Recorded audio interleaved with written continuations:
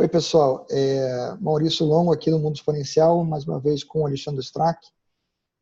A gente vai conversar agora sobre a burocracia inerente ao nosso país e as questões fiscais que, combinados com a burocracia, ajudam a atrasar a gente, a atrapalhar aqueles que querem empreender aqui no país.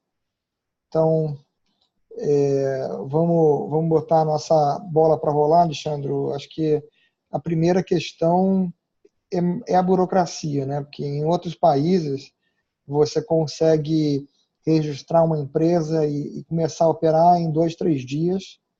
Não são muitos, mas em diversos, com uma extrema simplicidade, né? O nosso processo aqui é bem mais caro, longo e complicado. A gente realmente vive numa situação que nos coloca com uma capacidade de competir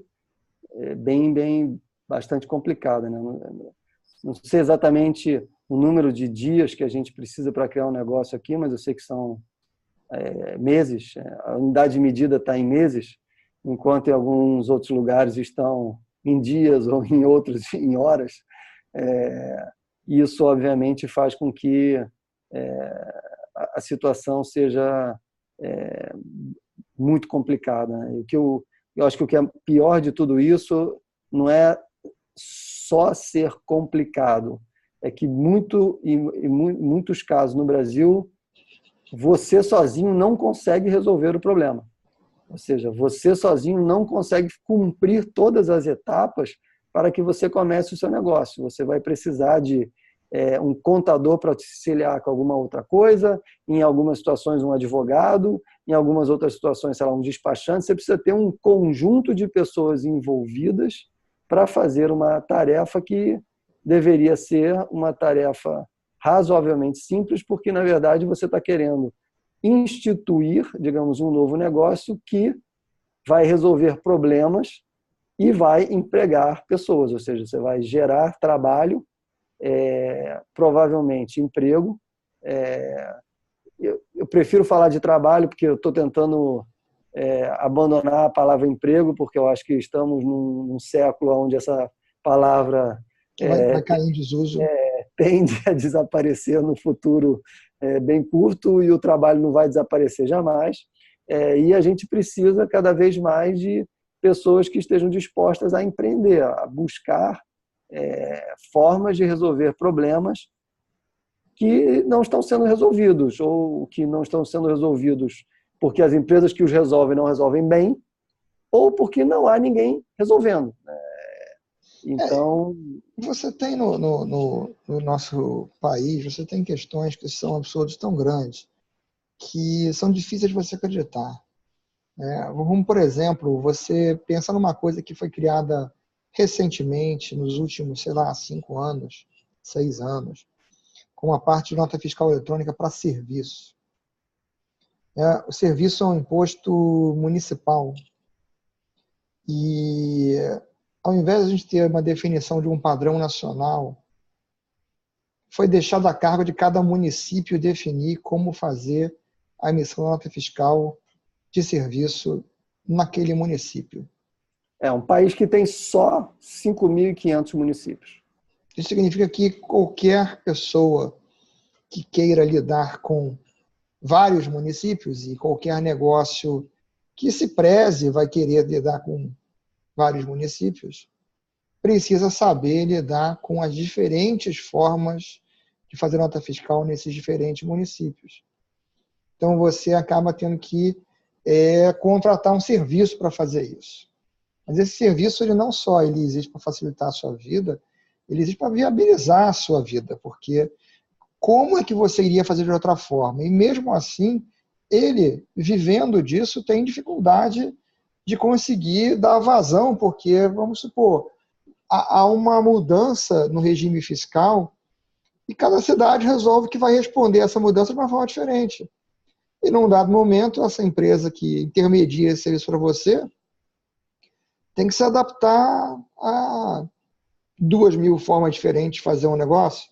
isso já sendo legal porque algumas cidades resolvem fazer igual a vizinha, ou igual a capital do estado, vamos dizer assim.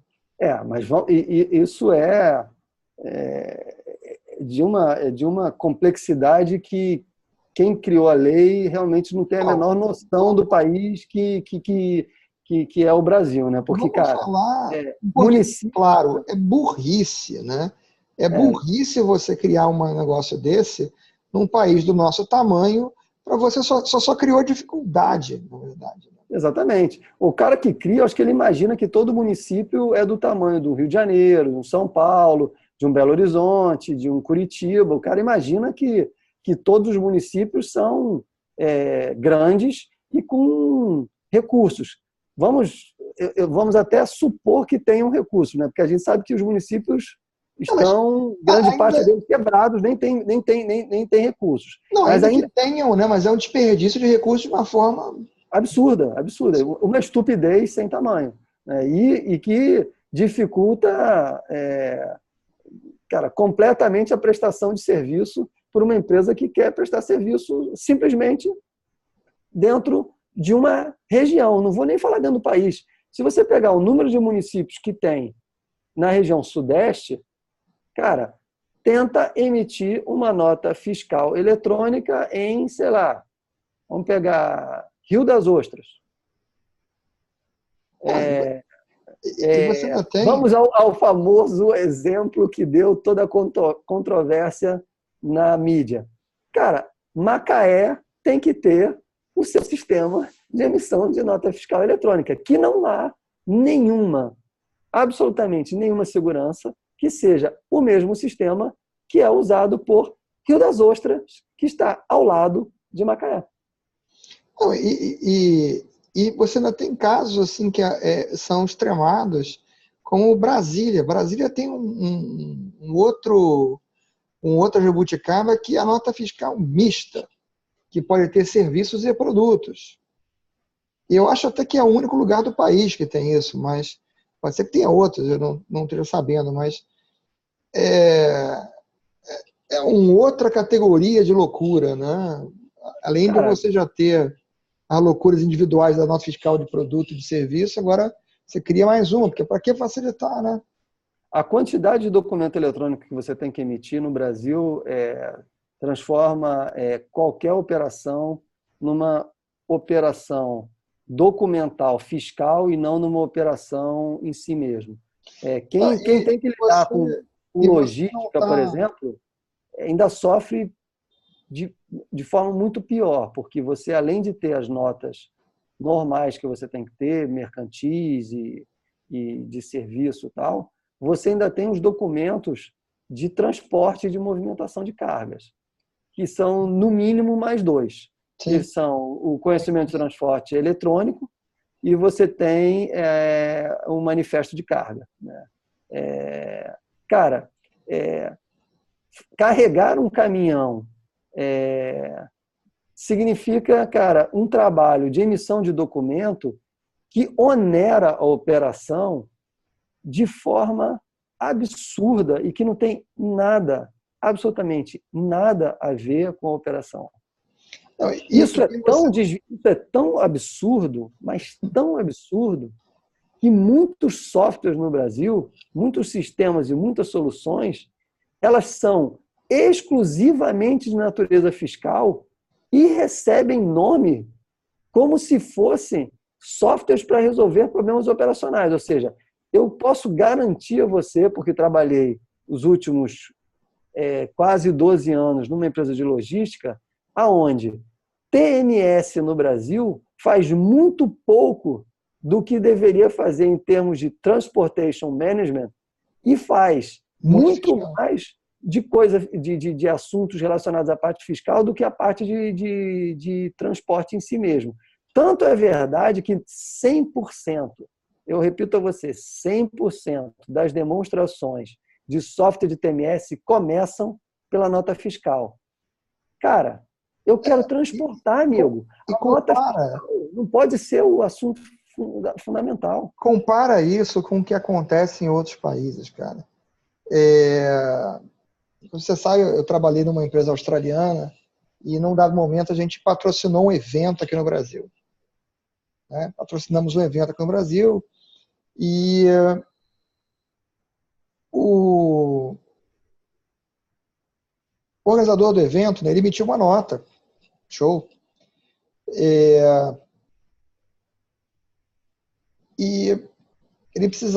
a empresa precisava lá na Austrália apresentar um recibo, porque a atividade de marketing para a empresa, esse patrocínio, ele tinha um incentivo.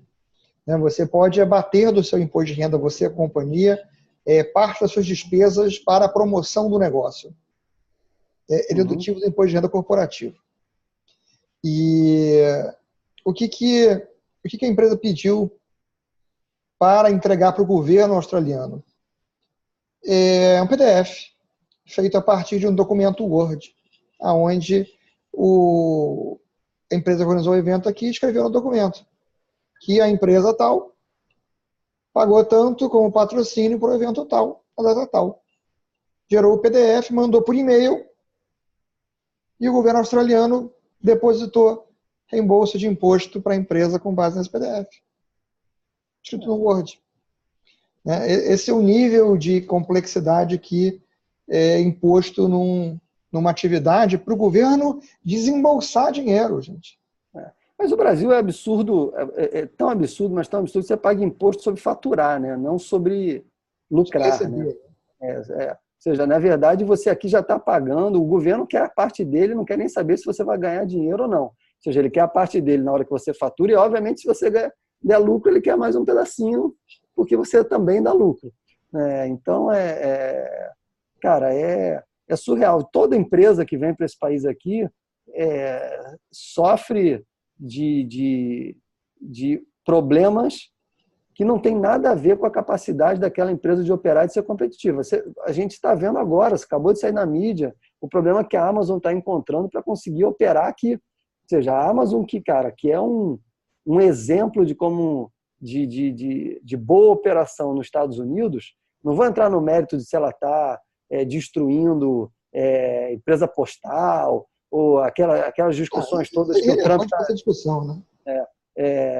O que interessa é que ela tem um método que funciona e é extremamente eficiente. Quando ela chega aqui, ela está se deparando com um problema para poder transportar uma mercadoria de um estado para o outro, onde ela começa a ter que emitir N documentos, como, por exemplo, o conhecimento de transporte, aí tem que emitir o manifesto, aí tem que ter a nota fiscal. Então, para ela emitir a nota fiscal, ela já tem que saber todas as características fiscais de cada produto, que podem, ainda por cima, ter incentivos dependendo do estado, dependendo de onde ela for entregar, emite um tipo de documento, que pode ser um conhecimento de transporte. Se for dentro do estado, você emite uma nota de serviço.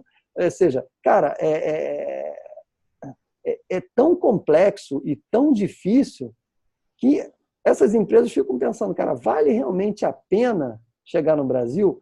Que vale. E você sabe que as empresas de software brasileiras, elas se escoram nisso, né? Fazem produtos ruins, mas que, cara, como tolerantes à lei, à regra, acabam... Praticamente todas as empresas se escoram no fato de que nossa legislação é um rolo danado, que elas já tiveram que lidar com isso para garantir que a concorrência que elas têm que enfrentar é a menor possível. Porque players menores do mercado internacional desistem de querer entrar aqui porque não querem enfrentar essa complexidade. Entendem que não vale a pena. E só os grandes players como SAP, como Oracle, etc., que se dão ao trabalho de fazer o investimento, porque tem os bolsos profundos para dar onde tirar o dinheiro para fazer o investimento, para encarar esse emaranhado, né? E o que faz com que as empresas brasileiras que atuam na área de software comercial acabem se escorando nessa legislação estapafúrdia e prejudicial para o país, para tentar garantir sua posição. E acabam com isso, vamos dizer assim, até deixando de investir mais em inovação, em melhorar os produtos, etc., pela falta de ameaças externas, assim, ou de grandes ameaças externas.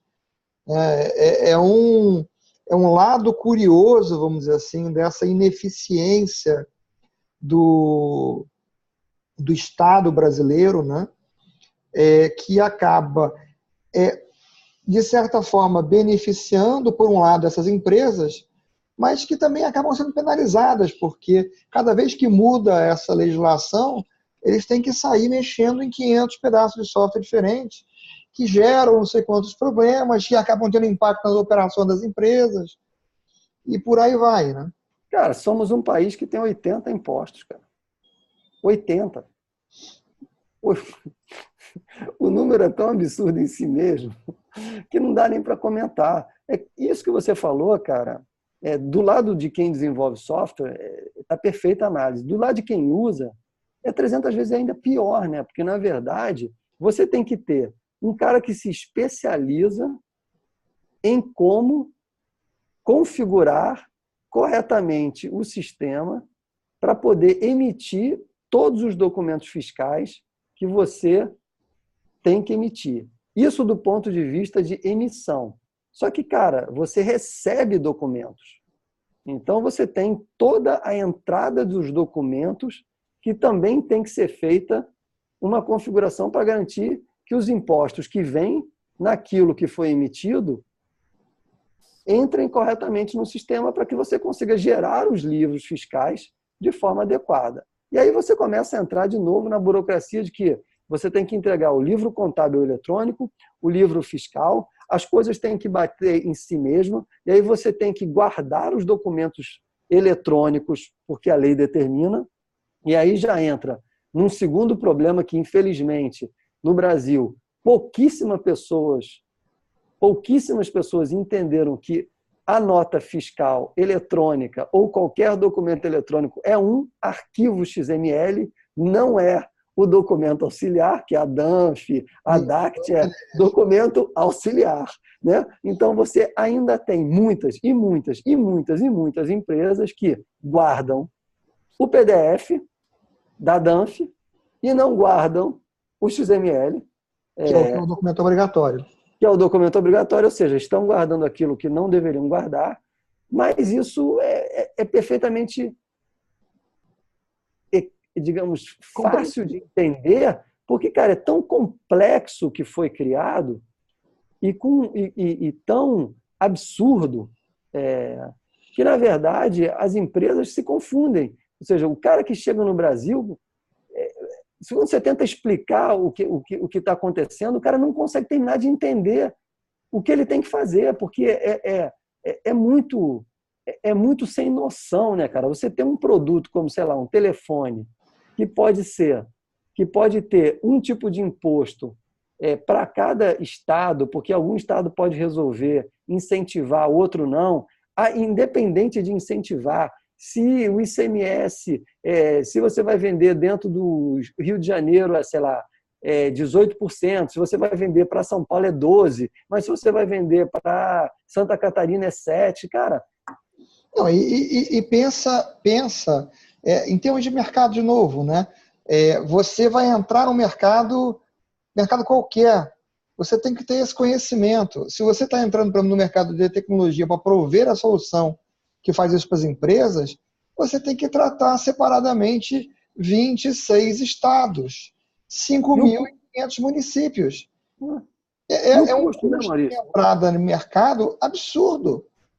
O custo de entender isso e de ter quantidade de pessoas envolvidas nisso, porque aí tem escritório de advocacia especializada na parte tributária fiscal, e aí você tem auditores, e aí você tem, cara, contadores, fiscais. Você tem tanta gente envolvida para gerenciar essa complexidade, que, no fundo, você ainda tem o pior de todos os problemas. Quanto custa uma coisa no Brasil? Quanto custa isso? Ninguém sabe quanto custa isso. Não, e você não sabe o que é custo do produto, o que é imposto. Você não sabe. E você sabe o seguinte, que quanto que seja que você vai pagar, vai ser muito mais que em quase qualquer outro lugar do mundo. Porque você Não tem uma tem carga como. tributária absurda. Inclusive, empresas, até pegando o exemplo do iPhone, como a Apple, por exemplo, que fazem hedge, aumentando o preço do produto para lidar com a insegurança que vem das variações, variação cambial, da variação de legislação. Porque Não, o e a decreto vai ter uma segurança também. mudança, muda a data da mudança. E a segurança também a segurança ou a falta dela, né, a insegurança que a empresa tem ao vir trabalhar numa realidade como essa, sabendo, cara, que qualquer desvio que você esteja cometendo nessa complexidade pode fazer com que você receba uma multa absolutamente desproporcional, trazendo para você um risco enorme ao seu negócio. Não tem ninguém que quer operar nesse nível de insegurança, ou seja, na verdade, as empresas estão aqui porque, cara, porque esse mercado é gigante, né?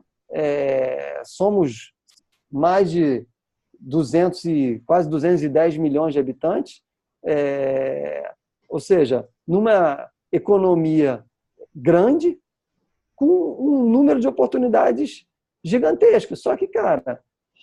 E pequeno em relação ao que deveria ser, na verdade, né? É Porque claro.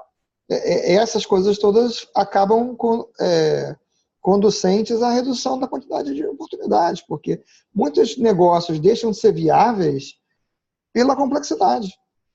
Não, isso que nós estamos abordando até agora, só uma coisinha, que é a parte fiscal. Mas a gente pode ir para outros campos, como, sei lá, em vários outros níveis de insegurança em relação à propriedade. Por que a Intel, por exemplo, não tem um centro de pesquisa, o AMD, aqui no Brasil? Você não pode criar, você não consegue patentear nada nesse país. Vai tentar patentear. Quanto tempo demora pra você criar patente de uma coisa aqui? Nenhum grande centro de pesquisa vai querer se estabelecer num país com a insegurança de que as suas descobertas, do que os seus esforços em desenvolvimento de novas tecnologias ou novos produtos que sejam inéditos, você não consegue registrar, você não consegue ter tempo hábil para garantir a patente daquele negócio. E os caras não se estabelecem aqui, não querem ficar aqui. E aí você acaba entrando numa situação em que você acaba trazendo uma outra desvantagem para as empresas brasileiras, que é, exatamente devido a toda essa complexidade, morosidade desse processo de registro de propriedade intelectual no Brasil, isso acaba sendo uma prática quase inexistente nas empresas brasileiras, né? Quando você pega uma empresa grande de tecnologia americana ou europeia e ela gera patentes a uma taxa de centenas por ano, no Brasil, muitas empresas grandes não geram nenhuma patente por ano, porque nem pensa no assunto. Que é O que uma é coisa. estranho, né? Ou seja, o cara inventa uma coisa, o cara cria um produto, tem todo um esforço de descoberta, de estudo, de análise, de pesquisa, de errar várias vezes. E aí, na hora que ele começa a descobrir alguma coisa, ele consegue encontrar uma tecnologia ou uma solução que faça sentido, que ele deveria se proteger, ele não consegue fazer isso. Ele é extremamente complexo. Mas isso é válido para praticamente qualquer coisa que se faça no Brasil, né? Eu sei que quando você vai para propriedade intelectual de, sei lá, de livro, de música, esse tipo de coisa, você tem um direito autoral razoavelmente bem evoluído no Brasil e bem consistente. Sim, e que é mais simples e separado dessa parte industrial, vamos dizer assim. Exatamente. E que tem regras que funcionam relativamente bem. Ou seja, então, há negócios no Brasil onde o Brasil conseguiu criar um arcabouço que dá proteção aos criadores e, por outro lado, no lado industrial, isso ficou completamente abandonado, né? Ou desprezado. Eu não diria nem abandonado, eu acho que é desprezado a palavra correta. Mas você tem um outro lado também que eu acho que tem muito a ver também com a nossa cultura local. Como eu falei, o brasileiro ele não pensa muito nessa proteção da propriedade intelectual, ele não dá atenção a isso, porque independente de você estar pesquisando no Brasil, você pode registrar a sua patente nos Estados Unidos, você pode registrar a sua patente na Europa. E elas serão enforçadas lá nesses países, contra empresas daqueles países, contra quaisquer pessoas dentro daquela jurisdição. E os brasileiros não fazem também, independente de ser possível e ser mais simples do que aqui, também não fazem, o que acaba colocando empresas brasileiras em grande desvantagem competitiva contra empresas de fora. O que hoje não é um problema tão grande pelo simples fato de que, pelo foco das empresas brasileiras, você encontra pouquíssimas empresas no Brasil fazendo uma pesquisa que seja uma pesquisa de ponta, realmente. Você vê empresas brasileiras buscando novas formas de fazer negócios existentes, mas em cima de tecnologia desenvolvida previamente em outros países, né? Ainda assim, existem processos que podem ser patenteados e as pessoas não dão a menor atenção a isso. Tá? Processos para tratamento de determinadas coisas por meios novos que podem ser patenteados e as pessoas não dão atenção, de novo, se expondo a risco contra a competição em outros países, principalmente quem quiser começar a olhar para fora, quem quiser se internacionalizar, tem que pensar nessa disposição, porque em outros países existe a prática de você tentar barrar a entrada de concorrentes, mostrando que eles infringem a sua propriedade intelectual. Né? Ou então você consegue barrar a entrada dele no mercado, ou você consegue exercer um pedágio que te dá um ganho sobre a solução que o seu competidor oferece no seu mercado.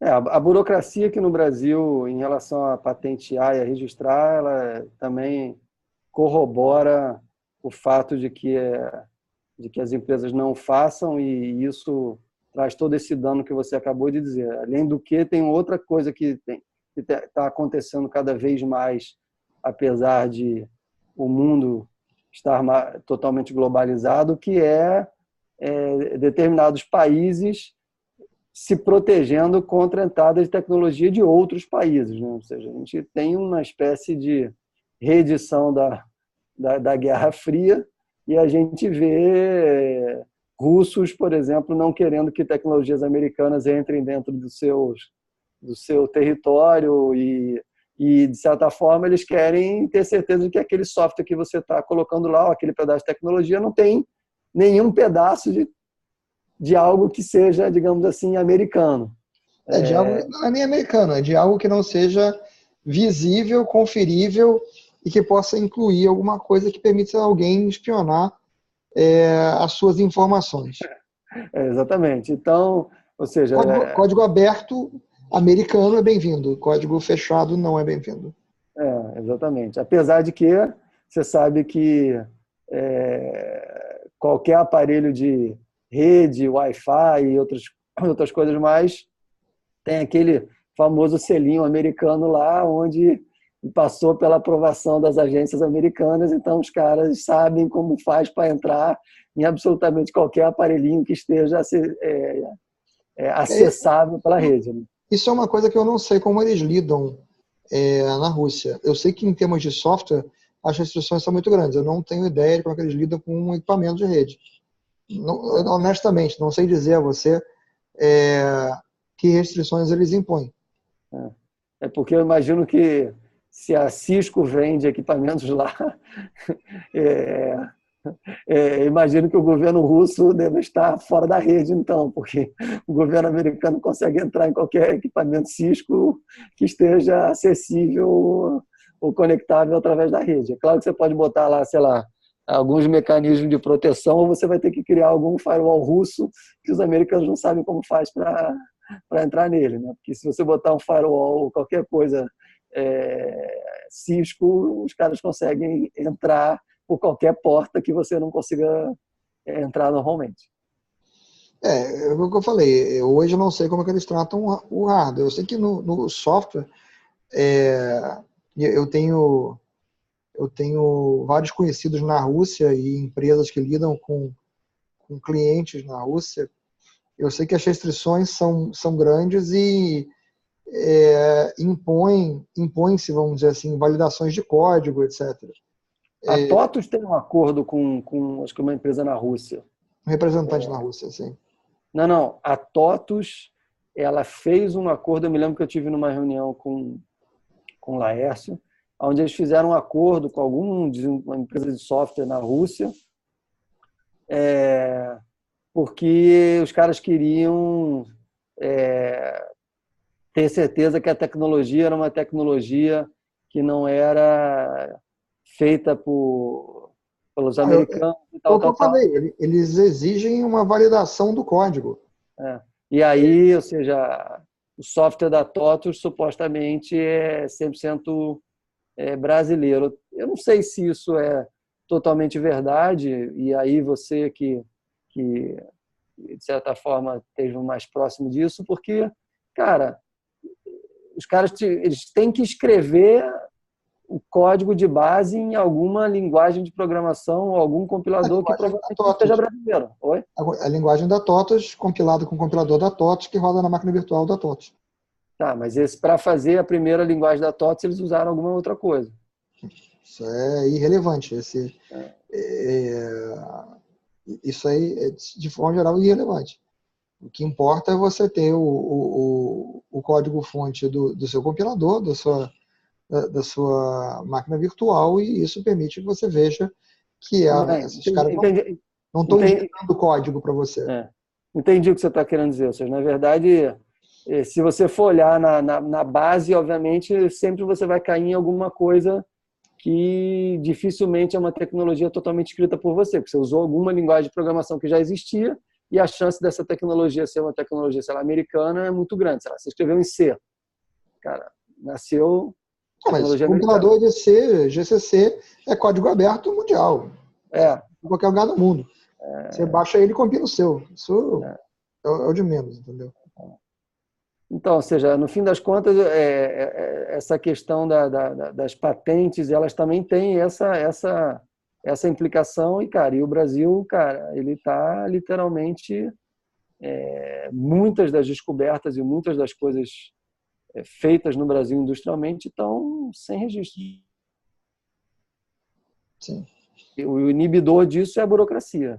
Isso, cara, é um risco enorme para o dono do produto, serviço, ou seja lá o que for, dado que pode entrar um similar e simplesmente destruir você, porque você não tem nenhum tipo de proteção, você não tem aonde recorrer. Você vai recorrer o quê? O cara usou o mesmo tipo de solução que você, só que você não tem nenhum tipo de proteção, você não pode dizer que houve alguma violação de patente, você não registrou.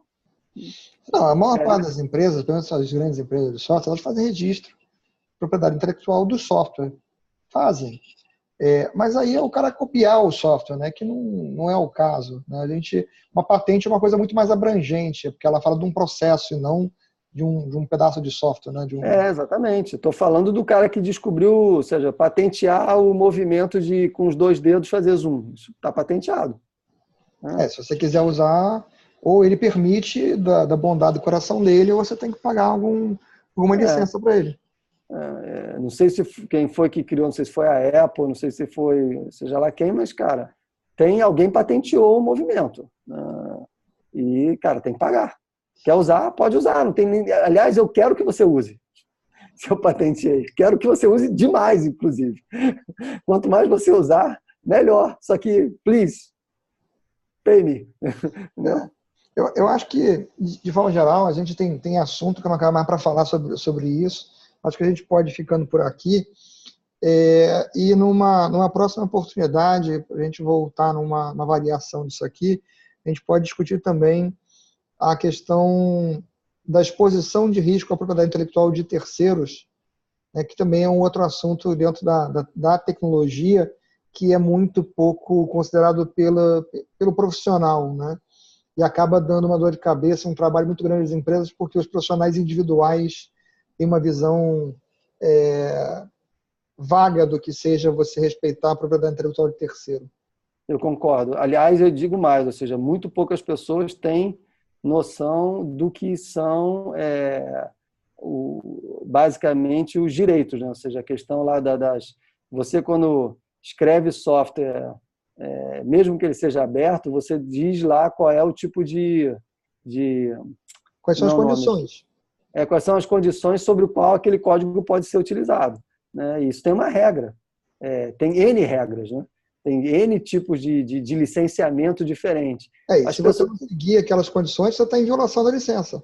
Você está em violação, você não pode usar, literalmente. Exatamente. Não pode usar. Só que, cara, isso eu diria que muito poucos profissionais sabem o que é, e é um bom assunto para a gente discutir. Coloca na lista aí para a gente fazer um bate-papo sobre isso, porque ele é extremamente interessante e muitas e muitas e muitas e muitas startups estão sem dar nenhuma atenção para essa questão. Então, vamos botar na nossa lista aí de assuntos a abordar. Então, ficamos por aqui dessa vez. Um abraço. Valeu, um abraço.